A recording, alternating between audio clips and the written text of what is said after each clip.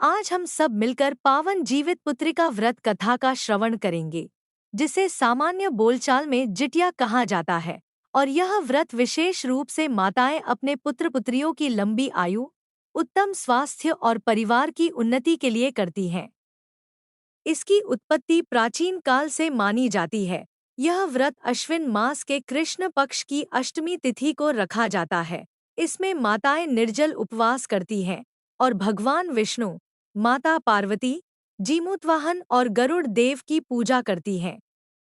कहा जाता है कि इस व्रत की महिमा इतनी अद्भुत है कि स्वयं यमराज भी उस बालक की रक्षा करते हैं, जिसकी माता इस दिन पूर्ण नियम, संयम और श्रद्धा से यह व्रत करती है। महाभारत के काल में माता कुंती ने भी अपने पुत्रों की रक्षा के लिए यह व्रत किया था। तभी से इसकी महत्ता और भी बढ़ गई।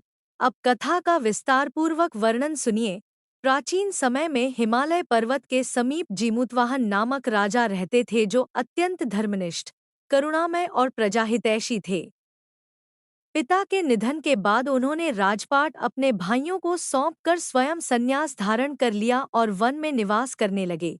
एक दिन वे वन में घूमते हुए एक वृद्धा स्त्री को रोते देख रुके और कारण पूछा।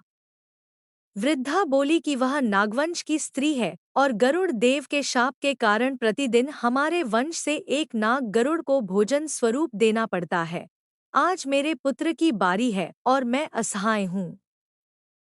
यह सुनकर राजा जीमूतवाहन का हृदय द्रवित हो गया और उन्होंने निश्चय किया कि उस नागपुत्र के स्थान पर वे स्वयं गरुड़ के सामने प्रस्तुत होंगे। वे शिला पर लेट गए और गरुड़ देव की प्रतीक्षा करने लगे। थोड़ी ही देर में विशाल पंख फैलाए गरुड़ प्रकट हुए। उन्होंने सोचा आज भी नाग भोजन मिलेगा, परंतु समीप जाकर देखा कि शिला पर कोई मनुष्य लेटा है। उन्होंने आश्चर्य से पूछा, हे पुरुष, तुम कौन हो और यहाँ क्यों आए हो? राजा जीमूतवाहन ने कहा, हे पक्षीराज, आज इस वृद्धा के पुत्र को निगलने का समय है, किंतु मैं अपने प्राण देकर उस मातृस्नेह को बचाना चाहता हूँ। कृपया मुझे ही भोजन बना लीजिए। यह सुनकर गरुड़ चकित हुए और बोले, हे महानुभाव, मैंने ऐसा त्याग और करुणा पहले कभी नहीं देखी। तुम कौन हो? तब जीमूतवाहन ने अपनी पहचान दी। गरुड़ अत्यंत प्रसन्न हुए और बोले, तुम्हारी करुणा और धर्मपालन से आज से किसी भी नाग को आहुति नहीं दी जाएगी। तुम्हारे व्रत और संकल्प की महिमा से जो स्त्रियां संतान की रक्षा हेतु उपवास करेंगी, उनकी संतान भी सदैव जीवित और अक्षय रहेगी। इसी घटना से जीवित पुत्रिका व्रत की परंपरा का आरंभ हुआ। अब दूसरी कथा सुनिए। एक गांव में दो स्त्रियां रहती थीं। एक थी राजा की पत्नी अर्थात नारिन और दूसरी थी गरीब घर की स्त्री जिसे सियारिन कहा जाता था।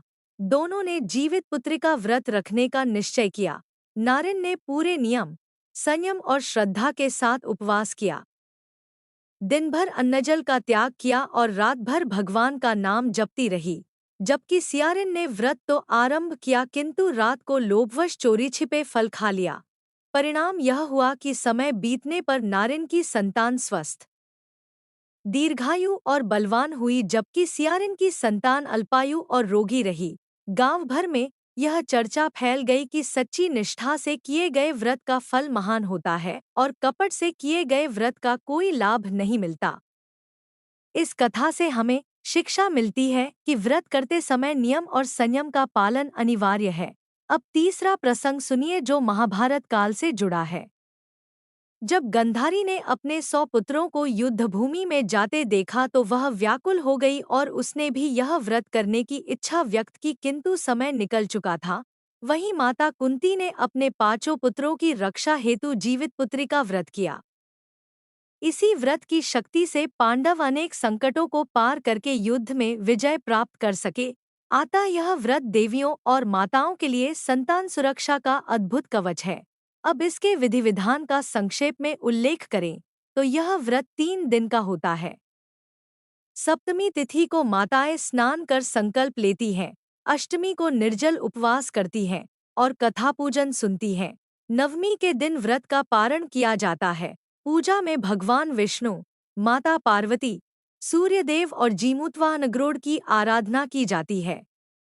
यह व्रत केवल संतान के लिए ही नहीं, बल्कि पूरे परिवार के सुख समृद्धि के लिए भी लाभकारी है। कहा गया है कि जो माता पूरे श्रद्धा से यह व्रत करती है, उसकी संतान पर किसी भी प्रकार का रोग, शोक, विपत्ति या अकाल मृत्यु का संकट नहीं आता। अब आइए इस व्रत की महिमा और नियमों पर दृष्टि डालते हैं। इसे करने वाली स्त्रियों की संतान रोगमुक्त रहती है, पारिवारिक समृद्धि आती है, वंश की वृद्धि होती है और संतान दीर्घायु प्राप्त करती है। इसे संतान रक्षा कवच भी कहा जाता है। किंतु इसके साथ कुछ नियम भी अनिवार्य हैं। व्रत के दिन क्रोध, झूठ, चुगली और निंदा न करें। किसी का उपहास या अपमान न करें। व्रत करते समय अन्न, जल या फल का सेवन भूलकर भी न करें। पराई वस्तु का स्पर्श या चोरी से बचें। सियारिन की भांति गुप्त रूप से व्रत तोड़कर भोजन न करें, अन्यथा व्रत निष्फल हो जाएगा। अशुद्धता जैसे नाखून काटना, बाल कटवाना या अपवित्र वस्त्र पहनना वर्जित है। किसी भी जीव को कष्ट न पहुंचाएं और पूरे दिन मन, वचन और कर्म से पवित्र रहें। तभी यह व्रत सफल होता है। अब समापन की ओर आते हैं। हे माताओं और बहनों, इस प्रकार जीवित पुत्रिका व्रत की पावन कथा का श्रवण संपन्न हुआ। इस व्रत की महिमा इतनी महान है कि इसे करने वाली स्त्री की संतान कभी संकटग्रस्त नहीं होती। स्वयं भगवान विष्णु और गरुड़ देव इसका आशीर्वाद देते हैं।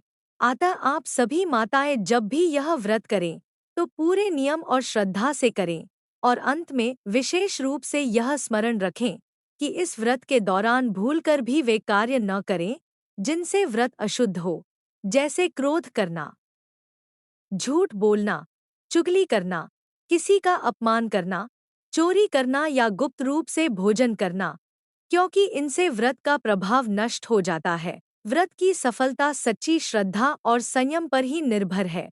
इसलिए श्रद्धापूर्वक करें और संतानों की दीर्घायु, परिवार की उन्नति तथा जीवन में सुख समृद्धि का आशीर्वाद प्राप्त करें।